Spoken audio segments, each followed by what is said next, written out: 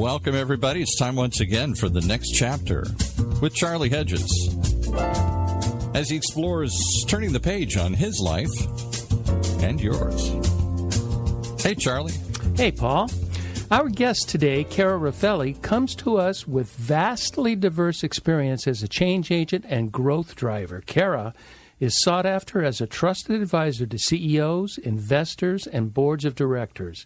She has earned this authority and influence, now check this out, through the successful launch of more than 30 companies. Yes, actually, she told me it's 32 companies. We'll have to talk about that. Cara began her career at the Orange County Register as a staff writer before diving into branding and communications for highly successful companies, including Ingram Micro, Toshiba America, Information Systems, and the City of Anaheim Public Utilities. Currently, Cara is the founder of a fascinating, inventive business named Atalunas, and we will really get into that, it is a management consulting and branding storytelling firm uniquely positioned to accelerate the growth of female-founded and women-focused wellness. Today, Cara and I will explore, among other things, women's equality and wellness. And believe me, in this show, Cara will introduce new frontiers for your next chapter. I can't wait. So enough of that. Let's bring on Cara. Cara Raffele, I'm so excited to have you on the show today. Welcome to the next chapter with Charlie. Charlie, thank you so much. We're going to have fun. We are going to have fun. I'll tell you what, Cara, I did my research, and I looked you up. And your presence is all over the web. And you are an unusually accomplished leader in so many fields, including branding, marketing, startups, journalism, boards of directors, and especially you have a passion for the promotion of women in business and everyday life in America. And so we have plenty to talk about, and always in these situations I wonder where to start. So you know what I thought? I think a fun place to begin, Cara, is for you to describe which of your many interests do you find that you are most passionate about today? That is such a good question because I have had a bad background of being pretty diverse here. But you know what, Charlie? I think it all goes back to that origin story of me being a storyteller. Because being a former journalist, and I'm still a freelance writer, from a very young age, I was always enthralled by how people define their lives and their world through storytelling. And, of course, I evolved into being a professional storyteller, which also led me into a lot of the work I do with women and entrepreneurship. But when you think about it, whether I'm talking about women's equality or I'm talking about growth drivers for a business or starting a business or selling a business or entering a divergent space like cannabis, it really comes down to the heart of storytelling. What is motivating people to do things? What are the stories that people tell themselves or society tells us that are preventing groups from either achieving equality, from normalizing something that should be normalized like cannabis or anything else that we do in life. So, I'm passionate about stories. I'm passionate about allowing people to share their lived experiences through storytelling and really listening to people and being empathetic to their lives. When I think of storytelling, my mind automatically goes to Selected Shorts or The Moth, right. And so, those are stories. Sometimes they're personal stories. Sometimes it's about somebody else's life. But I have a feeling you're talking about something a bit different. It's a bit more personal, and it's explaining life changes, life attitudes. It's not quite that cute little story that you get on The Moth. Or are they the same? They are, I think, the same in terms of the motivation, how we arrived there, and the purpose, but certainly packaged very differently. Let me give you an example. We were chatting earlier today about one of the businesses we're developing, and is with an amazing cannabis advocate by the name of Nikki Lawley. And she goes under the marketing and branding name of Nikki and the Plant. She is a former, yeah. We're talking about serious things, but we all still have to have fun with all of this. Of course. She's a former nurse who suffered a traumatic brain injury and was in such pain and desperation and was such at the mercy of a medical community that would not help her deal with the pain and all of the side effects and complications. She was ready to take her own life. That is her very personal story. But instead of doing that, she actually found cannabis, and she's been on this mission to share her life experiences in the hope of simply helping one person who has a traumatic brain injury to know that there are alternatives that worked for her, and there might be something that works for someone else. She's saving one story at a time, saving one life at a time. And she's on podcasts a lot and on social media. She's very raw and authentic. And that is no different, the process of storytelling to convince, to inform, to inspire, than one who would be on Moth or on a stage in a packaged production, for example. But I think stories come in all shapes, and the more organic they are, the grittier they are, probably means that there is more opportunity to touch people's lives and actually share an experience. Yeah, and I like the idea of the authentic story, because the authentic story is not always cute, not always pretty, but there is a story that we're looking for has a resolution to it. It has some hope, some bit of hope, and we are all in search of hope, whether we admit it or not, mm-hmm. that we want something better and something different. Now, a couple things come to mind.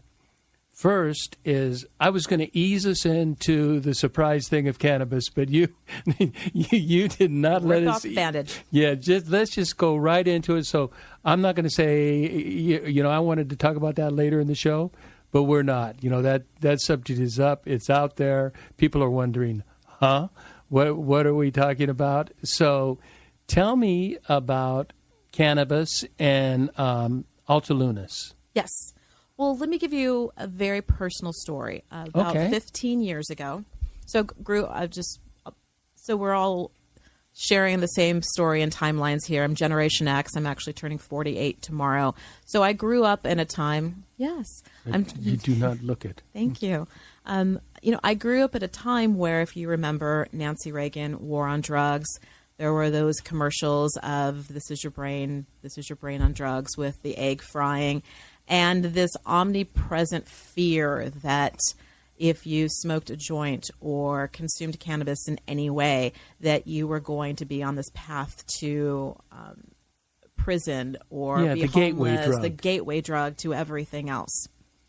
So fast forward to as aging in life, and life takes surprises. And about 15 years ago, a dear friend who is a little bit older than me, very unexpectedly was diagnosed with an aggressive form of lung cancer. He never smoked in his life, smoked cigarettes, did not work in a field that was exposed to toxins or chemicals or something that would have produced lung cancer at such a very young age. And he passed away very quickly and had a very horrible, painful last few weeks of his life. It was eased because of cannabis, though. That was allowed him to eat a little bit, to escape some pain, to still have some final moments with family and friends. Up until then, I really was looking at cannabis then as two ways. You were either getting high and stoned, every single bad Cheech and Chong reference and, everything else that we grew up with, or it was end-of-life care. It was palliative care. It was something to help one transition. Those are stories that we have been told, though. The opportunity for cannabis to be recreational and fun, that's certainly there. And one story is certainly an end of life, but there's this huge gap in between there of cannabis as part of health and wellness. And so when I say I'm a storyteller at heart, yeah, I'm an entrepreneur. That's how I make my living. But it is always in the pursuit of being able to expose the truths and allow people to make their own decisions. So I guess that's always where I am a journalist, of wanting to present unvarnished truth and facts and allow people to become educated and make their own decisions. So that was probably my first professional experience into cannabis, in terms of having to learn about it to be able to help in some small part my friend at that time. Of course, in California, lots of over the past 10 years, we started to look at the legislation, and then voters came together to allow recreational or adult use cannabis market here in California.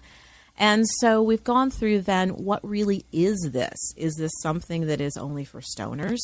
And, I know this is an audio medium and we're only face to face and you get to see me, but I don't look like anyone who you would think back in those days. No, you're not wearing tie-dye T-shirts and bell-bottoms and with goofy eyes. I don't want you to get hate mail, but I don't even like reggae music. Like, there's nothing about me that fits into that. And yet I'm really passionate about it because this ties back into all the work I do with women. Women are natural caregivers, and there are lots of reasons for that. It can be indoctrination into how we are raised, but the fact is we're usually the mavens, the ones who are the center of families and communities and workplaces, who are there to help others either learn about something new, to share advice and recommendations. And cannabis has to be at the heart of women's health, because women's health and women's equality is at the heart of society and business and culture and the future of the world. Because if we're not having honest conversations about what it means to be a cannabis user, or what it means for equal pay, or why women are still being edged out of funding opportunities, this all comes down to how we're perceiving products being developed, how we're seeing who actually uses them, and how much we're being told these stories over time that make us have these decisions as consumers, as entrepreneurs, as investors. That was a mouthful. Yep. And it was incredibly insightful. And I'd like to break it down into quickly. I categorize three categories of it. And the first one is about storytelling. The second one is this vast chasm between stoners and palliative care. And the third is how it impacts women and women's roles. I think that will almost cover our time, but we shall see. Okay. Because you and I have plenty we can talk about. You answered my original question by telling me stories, which was perfect. So I got the idea of what a story is, and that Nancy Reagan's fried egg brain, that is a story. Mm-hmm. Now, we don't look at that as a story. As a matter of fact, some people will look at it as a fact, but it is hardly a fact, but it is a story, and it gets in, and it gets interpreted as a fact, and then it becomes very difficult for us to make any alternative decision, because we are compromising national, personal, corporate values. You certainly don't want to go beyond that, but as an ex-60s and 70s hippie, I live in that territory. Those are the realms I live in. So thank you for the story, and I want you to continue telling those. Talk to me about what is the in between. What is the that you have discovered, and perhaps this is where we may get into your company, Alta Lunas, and in that, what I'm calling the chasm, that time period, or that space between stoner and palliative care. Mm-hmm. What is going on in that? Sure. Let me give you an example. In 2018, I was really fortunate to be one of the co-founders of a company called MyJane. And MyJane was... You can't giggle about things like that. Why not? It's a cute... It's meant to be tongue in cheek, isn't it? It absolutely is. If not, it came out that way. No, it's meant to be, because, there's, all the shorthands for marijuana or pot or Mary Jane, but also making it very personalized. It's mine. So it's no one else's experience. It's a very bespoke, personalized way of looking at health and wellness. And the entire concept around MyJane was this. No one should tell you how to treat your body or how to deal with life's conditions. It really is up to you. And what works for you, Charlie, may not work for me, which may not work for your son, which may not work for my sister. We're all very different. And so being able to have one access to information. So with My Jane, we wanted to dispel myths and misconceptions about cannabis and also about CBD, first and foremost. 2, we had this radical concept of creating a women's company based on, are you ready for it? What women want. We, instead of creating a company and then offering products and services to women, we actually asked them what we wanted. So we conducted a landmark study of 42,000 women here in Orange County and northern. Oh, really? Yeah, and Orange County, LA, San Diego County, the Southland, to look at, and mind you, this is 2017, 2018, so the data has evolved since then. But we were looking at women, specifically Generation X and baby boomers. Do you use cannabis? Help those of us who are laying here. Tell me the ages of Gen X. Yeah, just really quickly, if you were born before 1980. That's Gen X? And above, yeah. So Gen X would be, baby boomers would be 1946 to 1965-ish. And then 1965-ish to 1980 would be Generation X. Okay. Yeah. Okay. Yeah. So if you're thinking about that period of time, especially, well, for any adult, but for a woman especially, you're thinking about many life changes at that point. If she has children, probably a little bit of an older child at that point, perhaps at high school, college, that level, maybe even starting to point of perhaps being a grandchildren or taking care of other family members. Certainly with my generation, Gen X, still having parents alive usually. So you're sandwiched between helping to raise children, helping to care for your parents in a very delicate stage of, making sure that they have their healthcare needs and other needs satisfied at that time. You also are probably at the height of your career, which also means at the height of stress. And at a time that for women, you're entering and talking about things like menopause. And so we conducted this study of 42,000 women, asking them, do you use cannabis? If you was do, this a cannabis oriented? No, it just happened to be one of the questions. Exactly. of many. Exactly. Okay. So if you do, why do you use it? If you don't, why do you not use it? Where do you procure it from? So, specifically the cannabis questions. Would you walk into a dispensary or a cannabis retailer? If you wouldn't, why? And what we found, I don't think anyone's going to be shocked by this, but it allowed us to define a business model. Women were using cannabis for 3 primary reasons. They needed to get a good night's sleep because insomnia is an epidemic in America. 2, they're stressed and experiencing anxiety from modern life as well as from just the point in time of life that they are. And 3, even those who take great care of ourselves and work out and care about our nutrition, aches and pains start to happen. And you're, maybe it's because of a sore knee or a sore back is why you're not able to fall asleep at night. All of these things have this kind of snowball effect. So we wanted to find out of those 3, what type of cannabis were they using? Were they smoking it? Were they taking an edible? Were they looking at having a drop of tincture, which is sublingual that you could liquid to put underneath your tongue, or it could be dropped into water or a drink, for example. And then where were they buying this? And the dispensaries in California, and this definitely is changing, but again, around 2018 when adult use became, were mostly those that had evolved out of medical marijuana. So they were under a true, more like patient advisory type of experience, very clinical. And that's a very intimidating environment if you're going in there because you don't want to feel like you're sick or you're doing something that is outside of the scope of your doctor. You also don't want to walk into what, would like the old-time illegal shops of these head shop that you don't want to walk into a head shop with a bunch of stoners. You don't want to walk into a head shop with a bunch of stoners, and you'll feel like you're doing something illegal when you're here, for a health and wellness purpose. And so that they said that a lot of people were getting it from their kids or their friends.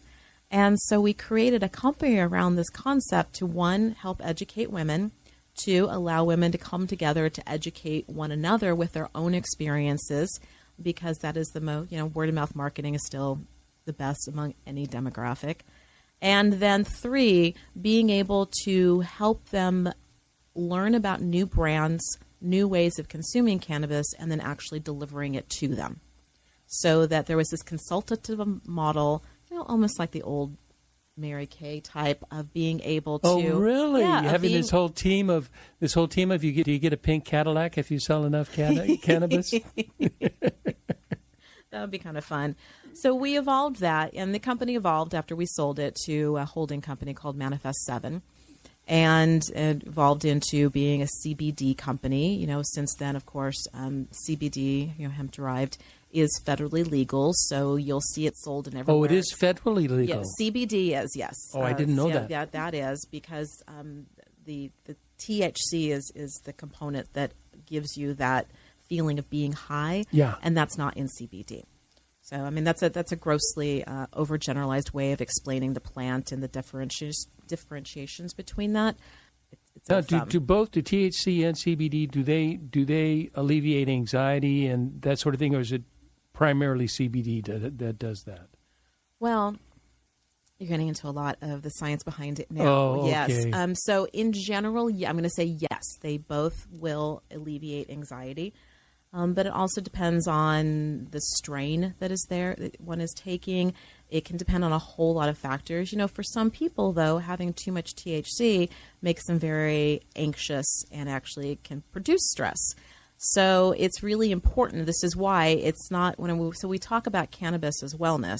It really are these things of maybe you want cannabis, again, going back to women, of I get a headache now when I drink a glass of wine. I don't want a glass of wine, but I want to be able to imbibe with friends at the end of the day and socialize. So maybe a woman or anyone would, but specifically for my market and what we do at Alta Lunas, may want to be able to have a cannabis beverage at the end of the day or at happy hour with friends or colleagues to still have that social. A cannabis beverage? Yes. There's such a thing as a cannabis beverage? When you think about this, it's the idea of, if one didn't want to have alcohol, having a beautiful mocktail. So like a beautiful mocktail, so you're still sharing in the social with experience a little drop that you said, that little. Yeah, and so you can have that with a mocktail or, a cannabis beverage. And so it's still that social experience of, as we were talking about when you were asking me to be on the show, but that's the idea of social wellness, and that there's this gap in being able to socialize with one another and have our souls really fed by that human experience of contact and friends, and we don't want to break from that. But as we get older, maybe we don't want to drink alcohol because it produces negative side effects for us, or there's an addiction issue problem. Yeah, or where there is not with cannabis. Right. You don't have the addiction issue. Or simply have the calories around it. Very practical reasons. Oh, that's right. Yeah. So this is what our whole mission is at Alta Lunas, is to create cannabis experiences and brands for women. And the experience could simply mean we're going to be hosting an educational event, with a group of women, simply to help them understand what cannabis is and answer all their questions around it.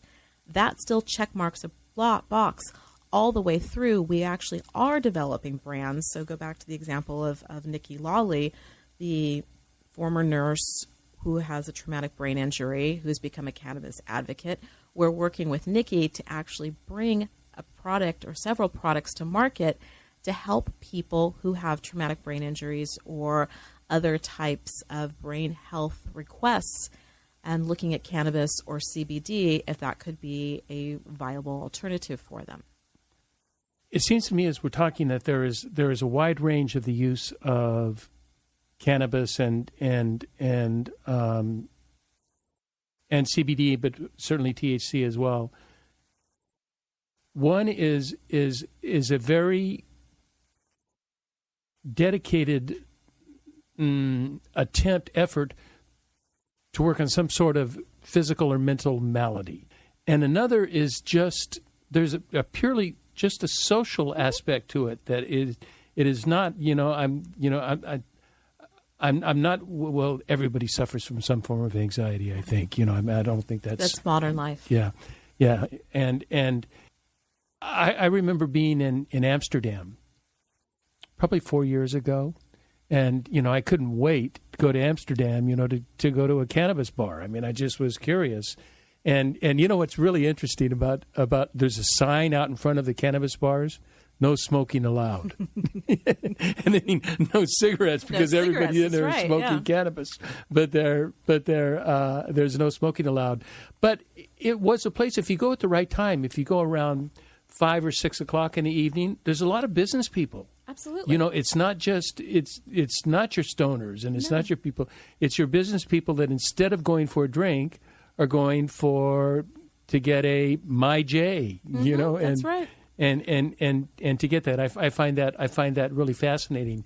You know what? Also, I'm curious about. I know you're hardwired. It seems to me to work with women. That you have this strong passion. I do. For women. Is there any particular reason, other than that hardwiring, that you chose to work with women in cannabis and not men in cannabis? Because men are suffering from the same issues, Absolutely. or many of the issues. And it's not that it's an either or for me. It is a decision not only to work with women in cannabis, but it's been most of my career has been very much focused on equality and diversity and inclusion. And I think it probably just comes back to having amazing family who instilled those values in me. I have my mother passed away in 2012, but came from a very strong mother who believed in that I could do anything. My father also taught me as a female I could do anything. And that's so unusual. It was so unusual. My grandparents did as well. So, you had true Depression era, they owned a small business, and my grandmother's voice was equal to my grandfather's voice.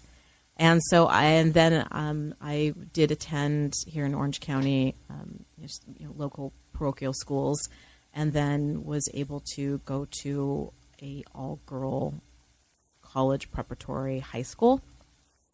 And I'm not an educator, and someone can speak far more well versed on the statistics there, but we absolutely do know that girls in single-sex education environments do learn to speak up more and do not fall behind at the same rate, especially in critical areas like STEM, science, technology, engineering, and math, that has traditionally happened in co-ed environments.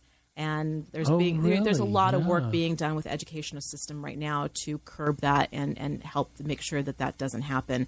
But, I graduated in 1992, so this is a while ago of being able to... Well, that's at the cutting edge. I mean, it really began in like 1980-ish, so you're a decade into it. Right, but my family felt very strongly about that. And, just from there, learning, and then, Charlie, I've worked in mostly male-dominated industries. I went from, my first career, as I said, was as a reporter, and I was part of the team reporting for the Orange County bankruptcy. But reporting is very much a male-dominated field in hard news. And today even? I think still the advancements are still there. I mean, there's still pay inequality. Journalism is a whole other industry that has so many other woes. But I went from that into the technology industry, again, very much male-dominated. Very male, And not only the segment I was always in, being, on the marketing side, but in investor relations, and which, again, so you're dealing with Wall Street. At the time I was with Ingram Micro and other companies. Investing has traditionally at the VC, private equity level, has been very male-dominated. And that even in the cannabis industry, where in 2016, 2017, if you looked, certainly historically, the plant is feminine. So there is this divine feminine energy around the plant. And if you look, though, just centuries, who are typically the ones who are the healers in communities and families? They're typically women who are, would rely on herbal medicine and others, recipes and family secrets Yeah, that were plant passed medicines. down, plant medicines. That was typically the female healer. And we had great representation among the cannabis industry of female founders, female leaders. And as the industry has evolved, regulation has come in, big dollars have come in, and this idea of, you'll hear this term corporate cannabis that is neither here nor there for me. It just kind of means this demarcation of where the industry is going. Unfortunately, we're seeing that the women are being forced out of companies, forced out of leadership positions. Their companies are not being funded at the same rate. So now the cannabis industry is actually falling behind tech and some other industries where, we've had decades of infrastructure and focus to make sure that women in technology have equal representation. Certainly still not there, but that deep work has been done for some time.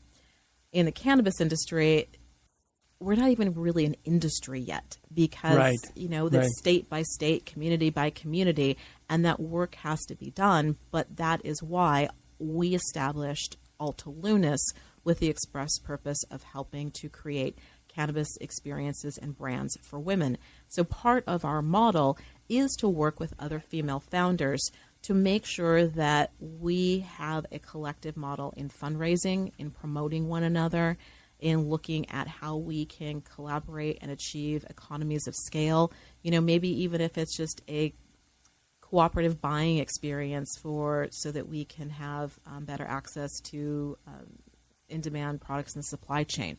Things like these are the conversations that we are having to make sure that our companies are able to have the same sort of representation. It's not enough to be able to have a seat at the table anymore. We have to be able to be funded at the same rate as male-founded companies. Otherwise, the unique experiences, the lived experiences of women are not going to be able to help define the mission and vision and values of companies. And we already know right now that statistically, outside of the cannabis industry, that female-founded companies actually can perform far better on many of the important metrics, including long-term shareholder value. Why is that?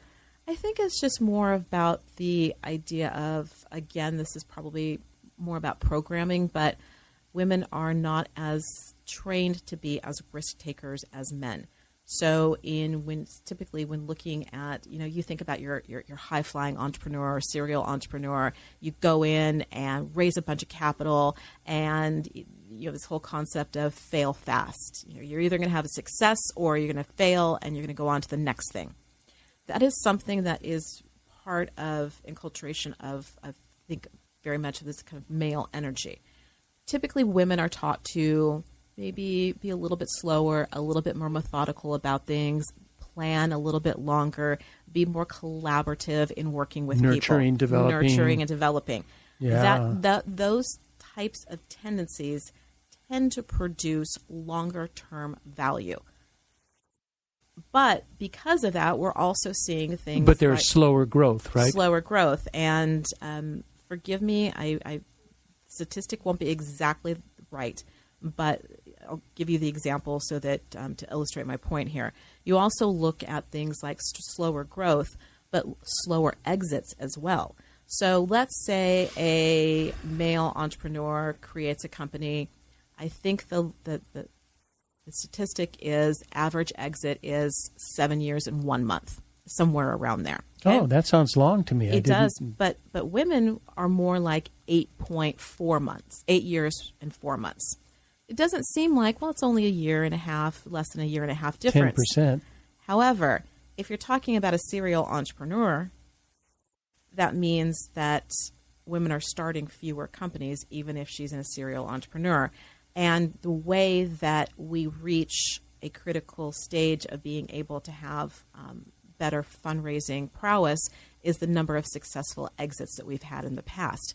So if I'm already competing against someone for dollars who's had several more successful exits than me under my belt because I was either hesitant to exit sooner to sell my company, or I was hesitant to grow faster, because I didn't have the mentors around me to teach me this, or I didn't have the access to capital.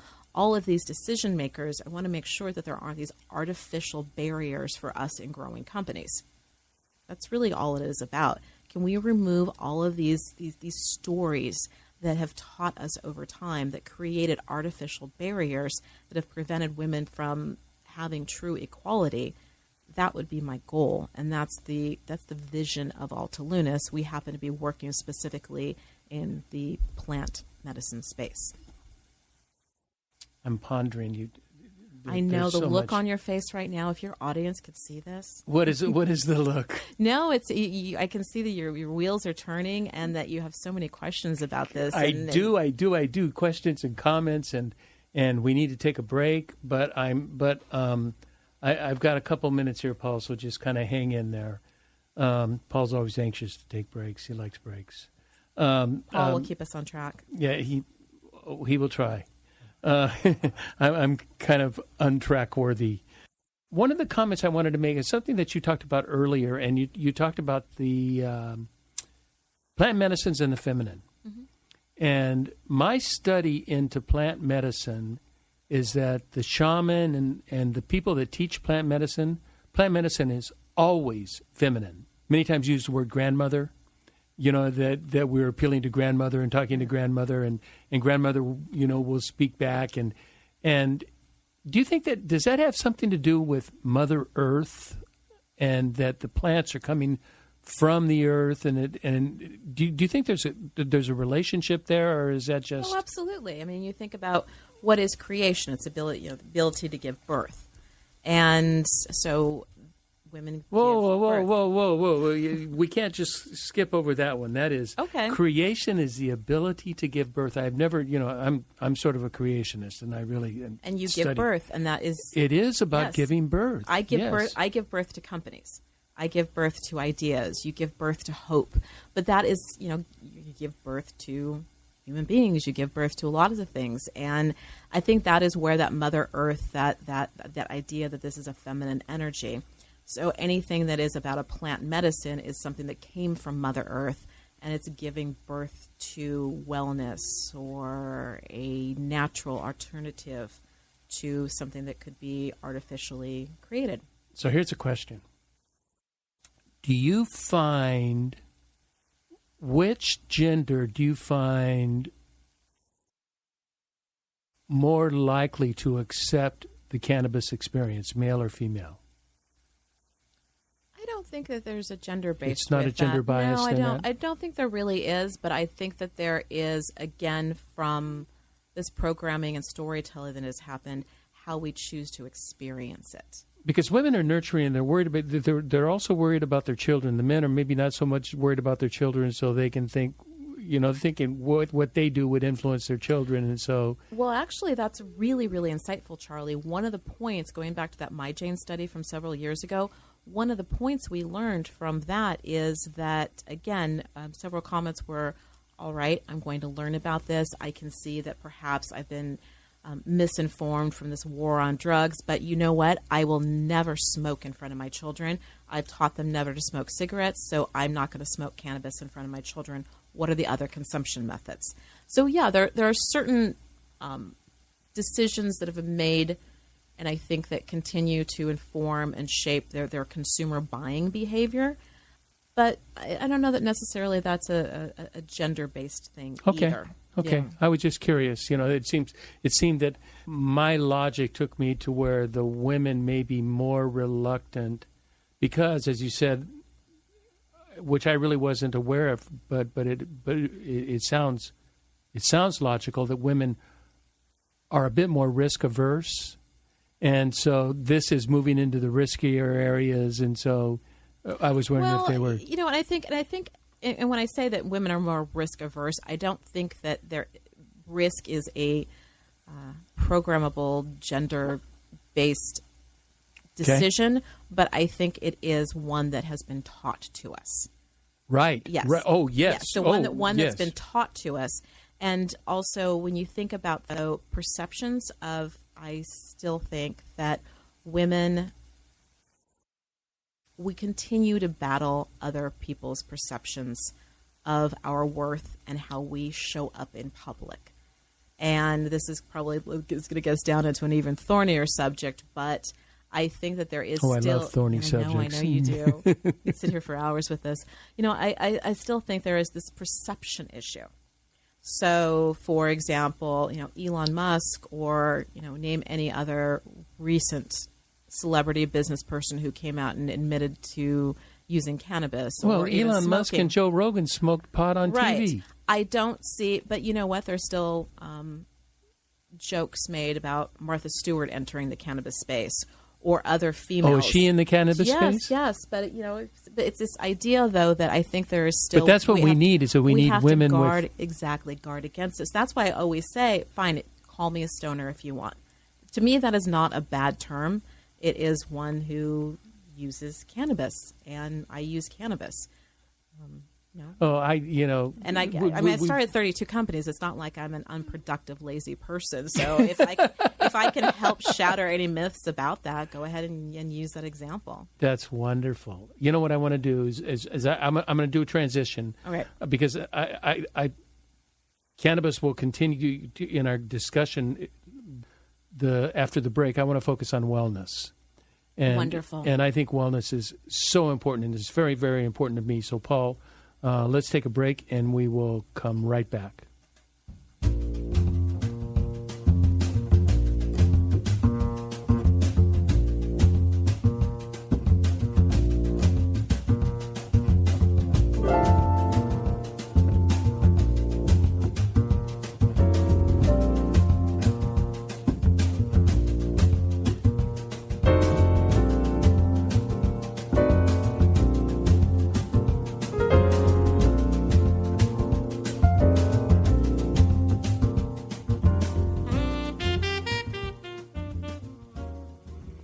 Hi there, this is Charlie Hedges, and you are listening to The Next Chapter with Charlie, and we are in one of our rare conversations where we're going into subjects that we've never talked before, and we have with us a brilliant, innovative, startup, business-building, entrepreneur woman, Cara Raffele, and she has several businesses, started 32, and so she's still responsible for several, and she's involved in startups of several different types of business.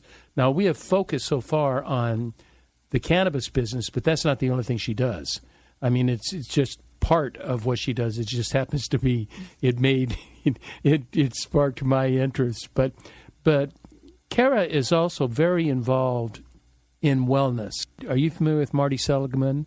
Martin, and I've been reading Positive Psychology and Marty Seligman, Okay. and how he switched from happiness to wellness, and this is just of late for me. I've just read this in the last couple of weeks, and it's making a very impactful statement to me.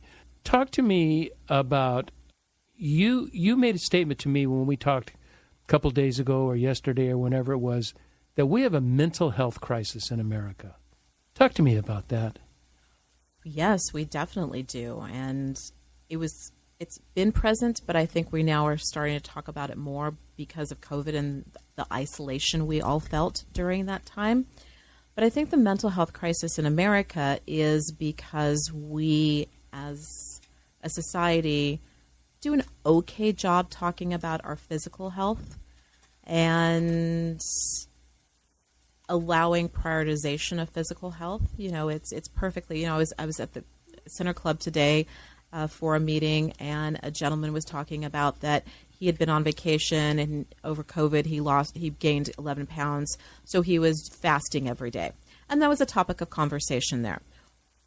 What if that same individual said, you know what, I've been really struggling, and this is the first time in about a week I felt well enough to get out of bed and come here. I think there would have been a quietness and a hush of, oh, I'm so sorry. Instead of really recognizing that one's mental and emotional health is just as important, if not even more important, than the physical health. And that is the health crisis I believe we have, because it's still a taboo subject to be able to talk about it. Right before I arrived here at the studio with you, Charlie, I was talking with one of my business partners who shared that a mutual friend of hers, or a friend of the family, killed herself today. And she had been suffering from postpartum depression. And we don't talk about these things enough until it's too late. And that is the health gap I'm hoping that at least... What is the forum to talk about that? How does that happen? Is that... It's going to take minds smarter than me, but my goal is to bring those minds together. Yeah, because it does need to be talked about. I just read in the paper today, and I don't know, it said 100,000 overdose. We hit 100,000 in overdose. Now, I don't know if that was this year or if that's during COVID. I don't know the time frame, but I know it's a huge number. Yeah. 100,000 overdoses, and that's due to, largely it has a lot to do with the chemical fentanyls and those sorts of dangerous, uncontrollable substances. We are not allowed to show up fully and present and feel heard. And I really think that a lot of do not want to get us down a political track, so I'm going to choose my words very carefully. But a lot of the wherever you want to go. A lot of the polarization that has occurred over the past several years comes from this idea of one's identity. Someone else I was speaking to regularly kind of scoffed, like, well, now I have to think of another gender or worry if I'm saying he or she or ma'am or whatever it is I'm supposed to say. I don't want to have to think about that for so many other people. Well, why? Does it really harm anyone if you pause for a moment and ask an individual, how would you like to be referred to? How would you like to be addressed? It doesn't harm anything, in my opinion, but to be able to be seen and heard and feel validated.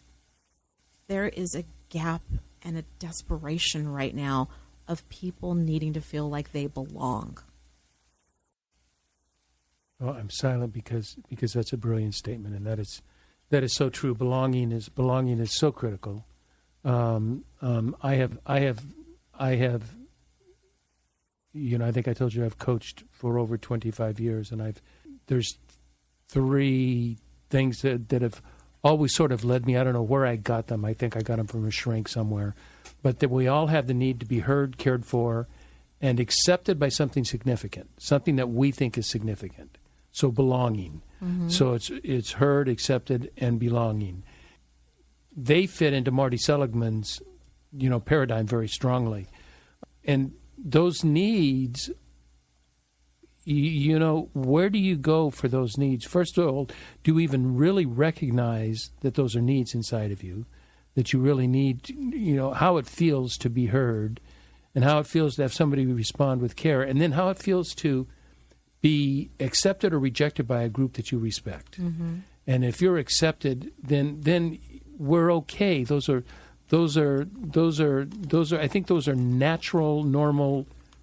I can only speak of Western civilization, so those are very natural, normal Western modalities of thinking. I was thinking I lost track of what I was thinking. So I will move. Martin Seligman is a psychiatrist, a psychologist that teaches positive psychology, and he wrote a book in 2002 called Authentic Happiness. And he said the whole answer to life, the universe, and everything was happiness. And how do we achieve happiness? And Europeans think that's a very American ideal. That's not totally Western. And he came up with three conclusions: positive emotions, relationships, and meaning. If you have positive emotions, you understand your positive emotions. If you have strong relationships, and if you have meaning in your life, you will have a happy life. Well, little more than a decade later, a bit more than a decade later, maybe a decade and a half, he wrote a book called Flourish, and he has moved from where he actually said, I was wrong. Happiness is not our goal, but well-being is our goal. Well-being is, and it includes the first three. It includes his happiness quotient of positive emotion, relationship, and meaning. But in addition, he added engagement and accomplishments. And he says, with those five, positive emotion, engagement, relationships, meaning, and accomplishment, we can have a life of well-being.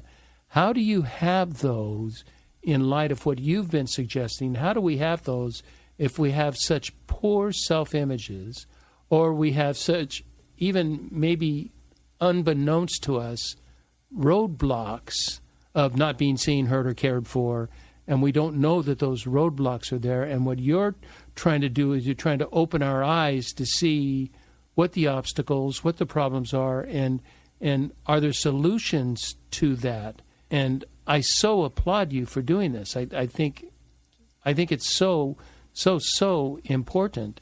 And I'm also very impressed with working with women. I was raised in a very egalitarian family where, as a kid, we all vacuumed the house, we all dusted, we all cleaned the kitchen, and we all did yard work. You know, my mom was out doing yard work with us. You know, there were not male jobs and female jobs. There were jobs that needed to be done around the house, and everybody did their jobs around the house. Now, my family happened to be a bit more matriarchal. My mom was a great mom. My mom was a goddess. I was adopted, and I was, came from a very dysfunctional beginning and was adopted by a goddess who just saved my life. And so women are very important to me. And so I personally have this strong thing toward women.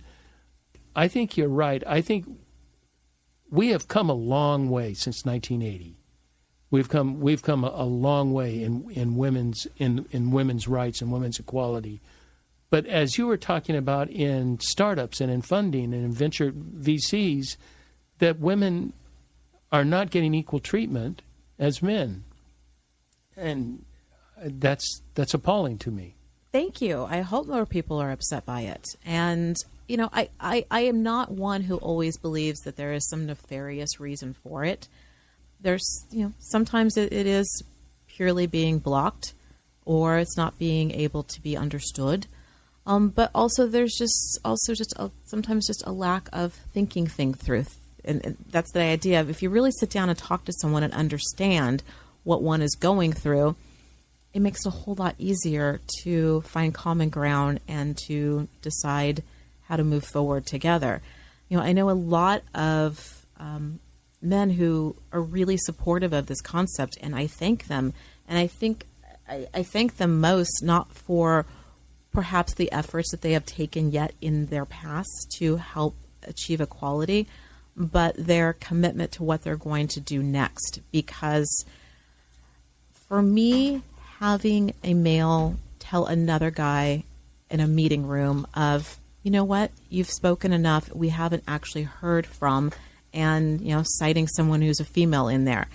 I don't think that the male who's dominating the conversation is always doing that because he believes that he should be the one speaking over a woman. I really don't believe that. Definitely there are men who still do that. Yeah, but they're dying out. I don't think that is the norm. I do think, however, that the next stage of this is, you know what? Look around the table and the room. If someone's voice has not been heard yet, you make sure that person speaks up. Cara, I'm a trained facilitator, and I do very high level meetings. I mean, international level, where I'm flown in to run a meeting with people from all over the world, and I've got 5 hours to do this miraculous thing, which is crazy. And in facilitation, that's my job, to make sure everybody speaks up. And I mean, when I say everybody, it's not gender specific. It's that I want to hear from everybody in the room, and I want everybody to contribute. And I think you're right. No, I don't think you're right. I know you're right. There are many times that women are ignored if they're even in the room. If we're in the room, right. If they're women are even in the room. So let's wrap our time up here together. We have there's going to be so many questions about the cannabis thing, and I can't wait for the mail. I know. And remember, if it's we're putting together a women's conference. Yeah, I wanted to talk to you about that. So hold on just a second, because I want to end with that. I want to get people, get a pencil and paper out and get something so you can write this down. I'm telling all the listeners, and so they can attend your conference. What my question is, I was at a football game, a professional football game, 3 weeks ago maybe. It was at SoFi Stadium, the big new stadium in Los Angeles, and the Chargers were playing. And I'm going to say something I'm sure some is going to be politically incorrect, but oh well, I live in that realm. And on one side of the end zone it says, let's do it together. On the other side of the end zone it said, end racism. I'm in. Raise my hand. I'm in. But then I want to ask whoever wrote that, as a man, as a white male, as a, moderately successful, I wouldn't call myself, hugely successful, but, I have a comfortable life. What do you want me to do? Right. If you want me to, let's work together, end racism, I'm sure I do racist things. We all do. It's tribal. But I try not to. And I try to be accepting of all people. I try to give. We give a lot of dollars to Africans and for getting clean water. So we're very involved there. I want to know. I wanted to ask the people who wrote that, what do you want from me? From Charlie Hedges, sitting in a seat, what can I do any differently than I'm doing now? I don't know. And so I'm asking you, what would you say in women, what can men like Charlie Hedges do? What can we do differently that we're not already doing? Yes. And the idea of these lovely sentiments that become hashtags or catchphrases or printed there. You're right. What's next? How many protests can we have? How many hashtag campaigns can we have? How many times do we have our social media feeds go dark in order to show our solidarity with something? We need to move into action. However, I do think about this, Charlie. You say you're only moderately successful. You have a comfortable life. You are successful. Yes, I truly. And you're sitting here talking about what you experienced and wondering what to do and how you can accomplish that. Every single person who listens to that show is now aware of the messaging that was in the end zone at the games. Everyone now is probably asking themselves, that's a good question. Am I actively trying to fight racism? Am I actively contributing to this? Maybe my behavior is doing it, and I haven't even questioned it. So I think asking the question and sparking a conversation is a step. It has to then be cemented with firm action. So I'll segue then to your last question of how can all genders support women in this? And yes, women and those who identify as female do need to have the support from men and those who identify as male. And that can come down into those kind of subtle differences every single day. If you're at a table and you see that there is someone not being able to speak up or whose ideas have been presented and then someone else at the table took that same idea and is running with it, call them out for it. Make sure there's equality sitting at the table. If you really believe that you want to be able to change the world and you want to see more women succeed in business, well, you have the power of the purse every day, your power of your wallet. The other day I had to have some car repair done. And I live in Costa Mesa, and there are amazing, great services around there, auto buy and stuff. I chose to take it to West County Automotive in Garden Grove because it is co-owned by a female. So I wanted to make sure that I was choosing a shop that represented my values. That happens to be my values, and everyone has their own opportunity to do the same. But, think about this. It's no different than, are you going to shop small or always shop from a major retailer? We all have these decisions. When you are in a position of hiring or expanding a team, are you really looking at that my executive team or my staff represents the totality and the diversity of my consumers, for example? Kind of these questions, instead of, and I'm the first one who I'm always fighting about this with myself, instead of always going to the person because you have a comfortable relationship with him or her, and hiring that person or choosing to patronize those companies. Are you actively making a decision so that your daily choices reflect the values that you say you have? I like that. I like that a lot, Cara. And I think until your announcement, before your announcement, I think that's a good way to wrap up. And I'm a big person, believer in choice. Viktor Frankl and Man's Search for Meaning, and the whole idea of choice is that you can't control a situation, but you can choose how you respond to a situation. And you're advocating choice. I have a choice. How do I respond, or how do I initiate in a situation? And am I considering, rather than just going off to a car dealer, do I consider a women-owned business and say, let me support this business because this is a business I believe in? I think that's a grand idea. Now, you have something coming up. We do. It's still in the planning stages, but I can announce the broad brushstrokes of it. I am hoping that everyone listening will save the date for March 2nd, 2022. The all-day event, which is going to be the Moonicle Women's Conference. It's our inaugural event. Moonicle is a coined word, and it really refers to that sense of a calm, cool, collective sense of accomplishment that a woman feels when she realizes she's in total control of her life. And so we're looking at the 8 dimensions of wellness, an all-day conference. So we're not only talking about, emotional and physical and mental, which you would expect, but we're also looking at things like environmental wellness. Is that contributing to enhancement in life? Spiritual, and spiritual doesn't have to mean, of course, religion, but what am I doing to fulfill my soul? I love that you were talking about the idea of belonging and accomplishment and looking at the positive psychology. That's part of it.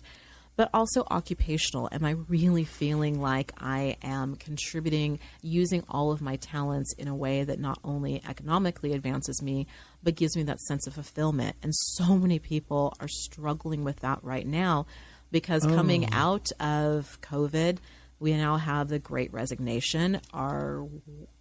People are making major life decisions right now. And then the final aspect of the 8 dimensions of wellness is financial wellness. And, it's really hard to argue. It's hard to argue that in America, you can't really be physically well or spiritually well unless sometimes you have the economic means to go to the doctor. Right. When you're not having to worry about a roof over your head or paying for medical bills or being able to buy something that your child needs. That kind of economic stress is dragging down all other aspects of wellness. I'm really hoping that we look at that. And the financial wellness will also be speaking to female founders about fundraising and other aspects to get there. Is this a women's conference? Or it is a women's conference, but men are absolutely welcome, please. And but how many will be there? They're welcome. But I don't know. Do you think men will come? I don't think there's going to be many, but I think that those who want to be part of the change or simply want to learn will be there. We're hoping for about 400 women, and it will be at the Center Club. And 5 men? And yeah, probably so. Well, I may be one. Please, I would love to have you there. Yeah. That would be really a treat. Yeah, that would be fun. Cara, it has been such a delight chatting with you. You are, there's so many other things we could have talked about. I wanted to talk about building businesses. Maybe we can do another show and you can help. I'd love that. Because there are people that want to start a business but have no idea. And quite honestly, some people are just not capable of it. So that's, it's not but you could, lay out some criteria. These are some things that would help you. And surprisingly, more people are capable than think they are. Yes. And you have so much to offer. This is a favorite show. I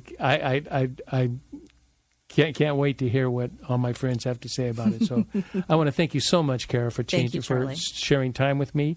I will get this in the show notes, but how do you want people to get in touch with you?